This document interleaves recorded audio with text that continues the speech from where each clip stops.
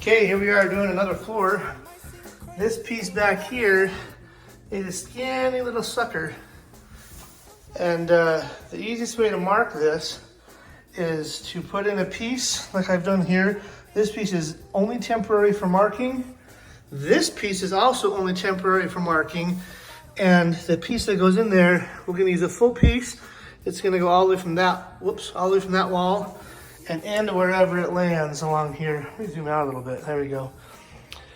So it'll come along and end wherever it lands. So we're gonna take another fresh piece here. We'll run it in. I tip it on an angle till it bumps the wall. I don't need to worry about expansion and contraction because if you look underneath there, there's a good inch underneath there. So I'm not gonna worry about that. Zoom back out. So I like to know that it's bumping the wall. So I know I've got a 1/2 inch more because of the baseboard. I'm gonna come along, I've already actually marked this one. So I mark my edge here. Now I'm going to take this, slide it over. I'm gonna set the camera on the countertop. I don't have a tripod with me. So now I'm gonna take my measurement here and I'm measuring 7/8. So I'm gonna measure on this side. It can be confusing because you feel like you wanna measure this side, but it's on the other side. So we're gonna come over here, get 7/8, and then we're gonna measure the same spot. Hopefully you're not looking at my head right now, which you probably are. That's 1 inch. So it's a little bit of a diagonal, not a lot, but it's out by 1/8 inch. So now that I've got my 2 points, we learned in elementary education, 2 points determine the line. I'm gonna take my speed square and I slide it up to here, so inch. Because of this edge here, when you use the speed square, the number is not gonna be the same. If you're using your speed square to measure, just be aware of that. Obviously, you probably already know that. So I like to go up here, see where it is. It's 1/8 on there. Get my line. And then I'm gonna take, I don't like carrying a lot of tools around with me while I'm doing flooring because inevitably I leave one behind somewhere. So I'm gonna use the flooring as a straight edge. I put a piece underneath so that it doesn't fold around on me. Now I'm gonna take another piece here. I put my blade on the mark here so I don't have to watch it. I pivot, get my mark there. It moved on me. Then I kneel on it, score my line. If you're using a wood product, you can't do the score and snap. Careful, stop at my other line. I use my speed square. Cut this other line. Hopefully you can see this in the camera. Now I like to, you can do this 2 ways. If it's a skinny piece like that, a lot of times I'll cut this with a jigsaw or something. Usually use a jigsaw because that's what I usually have with me. But I'm gonna try it. I will probably break it right here because it's so skinny, but I'm gonna try it. So first I'm gonna flip it upside down. It'd be less likely to break it this way. And get that 1 inch strip started. I feel with my left hand, I feel where the other line is, where the score is. So I take that, I do this with it flat on the surface of the floor. You're less likely to break it that way. I get that started. Now I can kind of see, I don't know if you can see it in the camera, but you can see where it is. I take my knife, drag it in a straight line down to about 1 inch. Hold it like this. Hold it at the 1 inch. You'll probably break the corner off. Like that. It usually loses the corner. Now you don't have to score that, sometimes it'll rip. And then this corner is not sharp. I take my claw and my hammer, pull that out. Put pieces in. I'm going to move my temporary pieces This piece is gonna go straight in now. And use my knocker. That's what I call it. That way you don't, using a scrap like this that locks in, you can hit it along here without breaking it. Or without breaking your good piece. So that is in. And that is that tricky little piece. And now I can put in the rest of these pieces in there, and I'll put a picture of it when it's finished.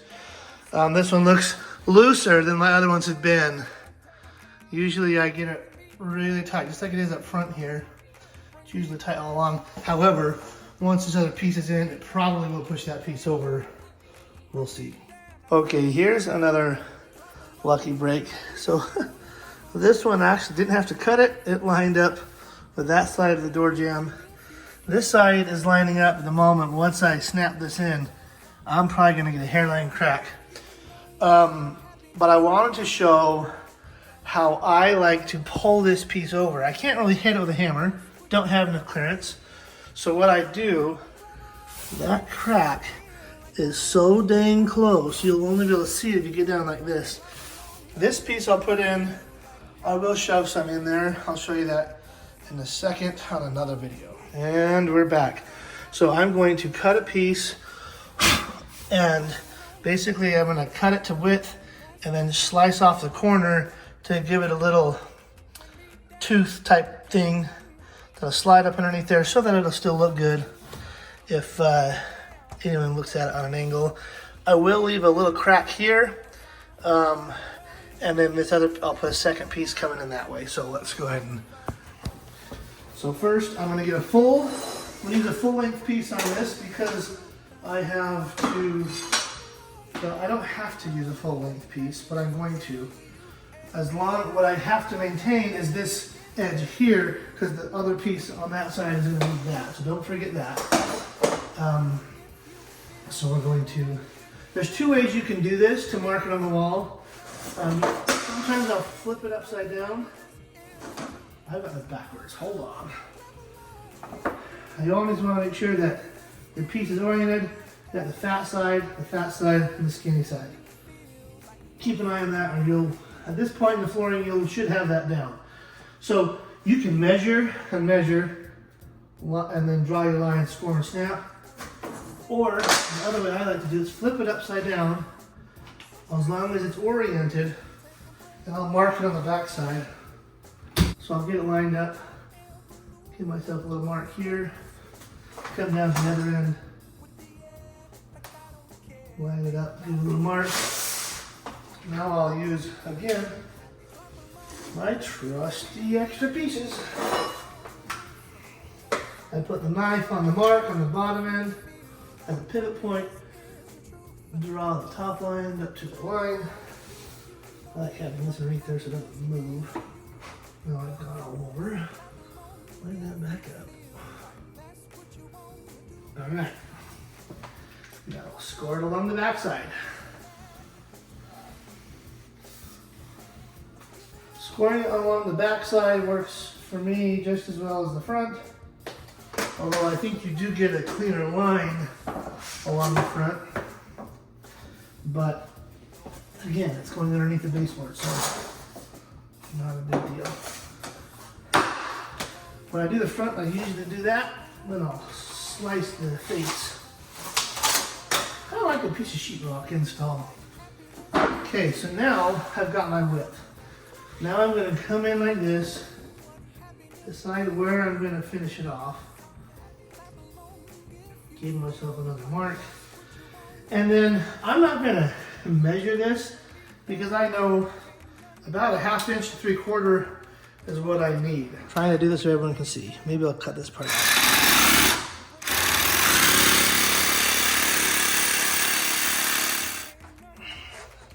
So once you get it in here like this, okay, this is what I call the razor blade trick. Okay, I've already got it underneath there, but I'm gonna show you. So I'm hitting this jamb here. Okay, so I'm hitting the casing. I want to be able to reach over here and push it or hammer it, which is a two-hand operation. This works wonders.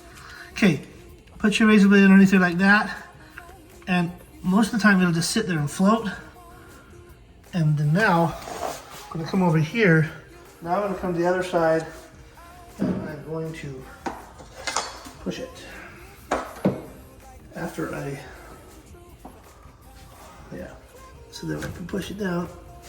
You see how the razor blade kind of guided that in? Done, see? All the way in. So the razor blade worked as a little bit of a ramp, upside down ramp. That's what I call the razor blade trick.